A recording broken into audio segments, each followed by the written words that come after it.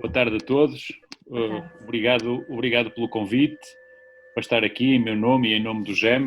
É um prazer estar convosco. Esta situação, de facto, é uma situação que causou uma disrupção muito grande no funcionamento dos hospitais e dos serviços de saúde de maneira geral, além, obviamente, na vida de todos nós, mas pela disrupção que causou nos serviços médicos, afetou sobremaneira quem deles precisa regularmente, como são os doentes com esclerose múltipla.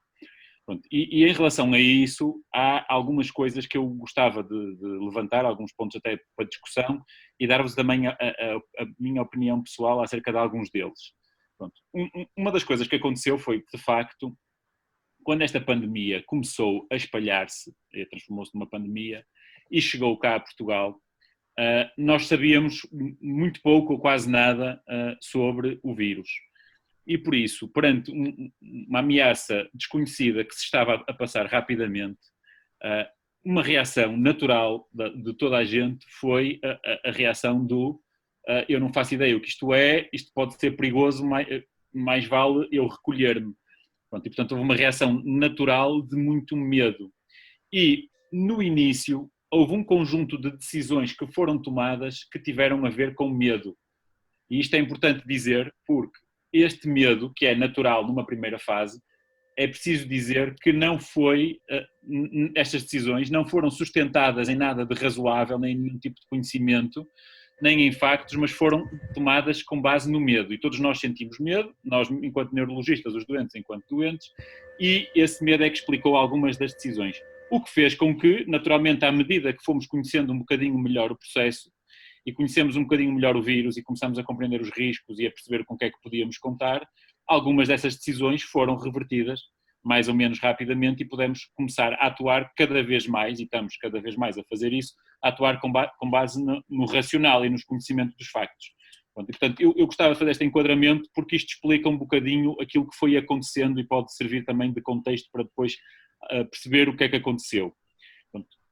Eu acho que outra coisa também que é preciso ter em conta é que, de facto, se este vírus desconhecido, este potencial infeccioso que o vírus tem, esta capacidade de ele fazer, afetar vários sistemas e de causar, inclusive, a morte numa porcentagem não muito pequena de doentes, é preciso também balançar isto com o medo que nós devemos ter sempre em relação à doença.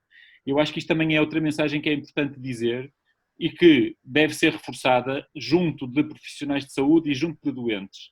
Se é verdade que nós não devemos viver o dia-a-dia com medo da esclerose múltipla, porque felizmente ela hoje em dia consegue ser bem controlada e, portanto, nós na maior parte dos casos conseguimos controlar a maior parte dos sintomas da doença e ter um razoável controle da doença, também é verdade que nós sabemos que esta é uma doença que, se não for bem controlada e se nós a deixarmos andar em roda livre ou menos bem controlada, tem consequências muito graves, como aqueles todos de vocês que têm a doença sabem. E, portanto, esta doença não é para brincar com ela. E por isso, quando tomamos decisões com base no medo, nós tanto devemos ter medo do vírus como devemos ter medo da doença. E eu acho que isto é uma mensagem muito importante. O medo do vírus não nos deve fazer esquecer e nem se deve sobrepor ao medo da doença. Dito isto, que eu acho que é uma introdução importante, embora pareça que não tem nada a ver com o que eu vou dizer a seguir e com o tema da reunião, o que é que eu posso dizer acerca da reorganização dos serviços de saúde e do que foi acontecer? Numa fase inicial, de facto, o que aconteceu na maior parte dos hospitais foi que a atividade clínica não Covid, como agora se diz, parou praticamente completamente. Portanto, em quase todos os hospitais, tudo aquilo que eram consultas, exames auxiliares de diagnóstico e mesmo tratamentos em hospital de dia, desde que não fossem considerados urgentes, pararam. Especificamente em relação à esclerose múltipla, aquilo que aconteceu, e a doutora Andréia provavelmente pode explicar um bocadinho melhor, até concretizando no seu hospital, mas aquilo que aconteceu na maior parte dos hospitais foi que tudo o que era deslocações dos doentes ao hospital foram suspensas, seja para fazer análise de rotina, ressonâncias, etc., porque os hospitais, sobretudo aqueles hospitais que estavam a receber mais casos de Covid, se dedicaram quase todos os seus recursos a trabalhar para atender estes doentes que potencialmente eram graves e que iam precisar de muito apoio. Felizmente, nós conseguimos controlar a situação e, portanto, de uma maneira ou de outra, e em alguns hospitais esta situação durou 2, 3 semanas, noutras durou um bocadinho mais, começámos a perceber que a coisa do Covid, primeiro, felizmente não foi tão grave quanto se esperava. Em segundo lugar, ia ser muito mais demorada, precisamente porque não foi tão grave, não teve um pico tão alto, ia ser muito mais demorada, e que a situação de manter os doentes fora dos hospitais era insustentável. Era insustentável porque todas as doenças não param porque apareceu a Covid, não é? Como já foi dito várias vezes. E por isso, a esclerose múltipla continuava lá, os doentes continuavam a ter surtos, continuavam a precisar de fazer medicação, continuavam a precisar de fazer ressonâncias e análises, continuavam a precisar de ser vistos e por isso não iam poder continuar durante muito tempo a atividade como estava. E então as coisas começaram a preparar-se para voltar a tratar dos doentes. Mas isto teve várias dimensões, porque numa primeira fase, de facto, interessava continuar a tratar dos doentes sem que os doentes fossem ao hospital, ou tendo o mínimo de contacto com o hospital.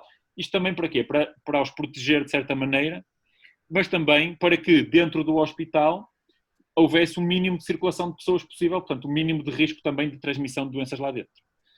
E, por esse motivo, o que se começou a fazer foi, por exemplo, começar a fazer teleconsultas.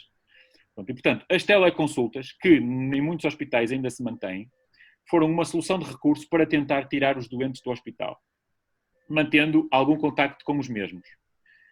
É uma boa solução?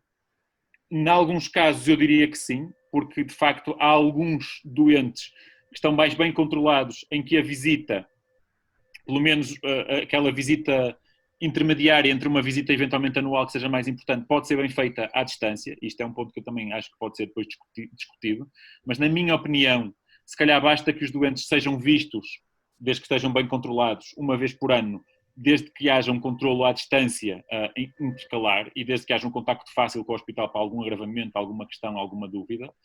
Portanto, não me parece que isto tenha sido um problema para os doentes que estão controlados. Noutros casos, para doentes que tinham começado a medicação há pouco tempo, que não estavam bem controlados, doentes que talvez estivessem com um surto, isto foi um problema. E isto ainda continua a ser um problema. Porque, de facto, estes doentes precisam de ser vistos. Precisam de ser feito o exame neurológico, precisam de ser examinados.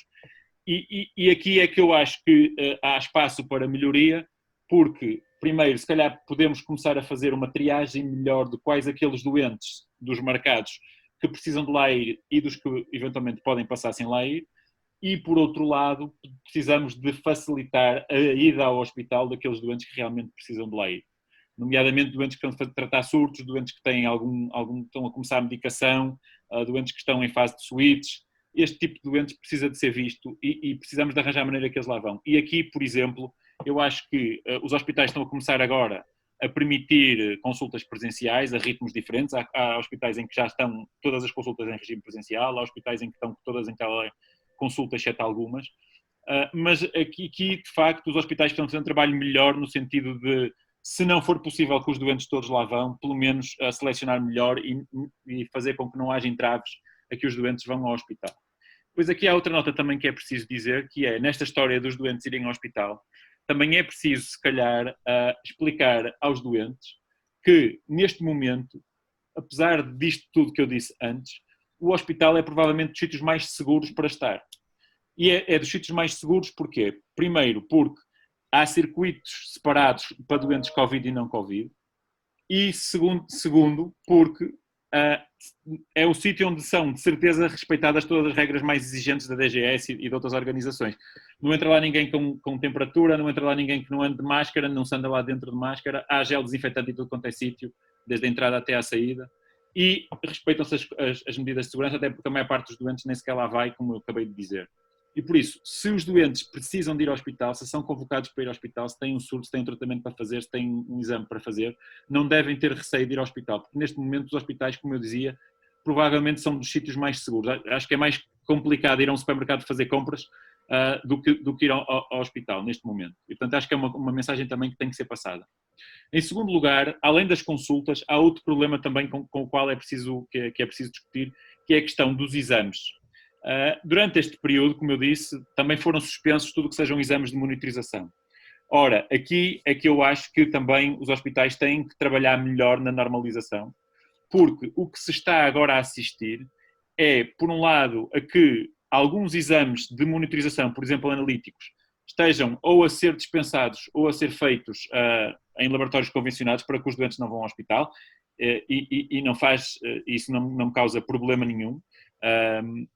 Os doentes tanto podem fazer no hospital como fora, até às vezes é mais fácil o médico ter acesso à informação quando é feita fora, porque recebe no seu e-mail, não precisa estar a ir a consultar o processo e dar com a informação perdida, como às vezes acontece.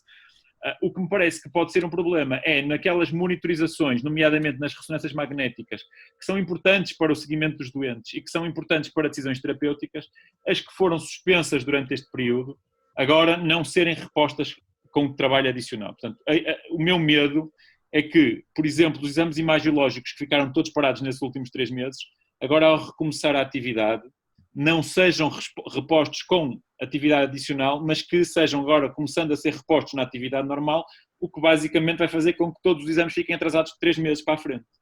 Ora, como eles já estavam na maior parte dos hospitais atrasados, isto pode ser de facto um problema porque ainda atrasa mais o acesso dos doentes aos exames. E, portanto, aqui se calhar temos que trabalhar um bocadinho melhor e fazer pressão junto às administrações, tanto os clínicos como provavelmente os doentes, através de suas associações, para que haja aqui um certo mecanismo de compensação para que isto não seja refletido em atrasos ainda maiores na monitorização dos doentes. Finalmente, um terceiro aspecto que eu acho muito importante, que é o aspecto do tratamento.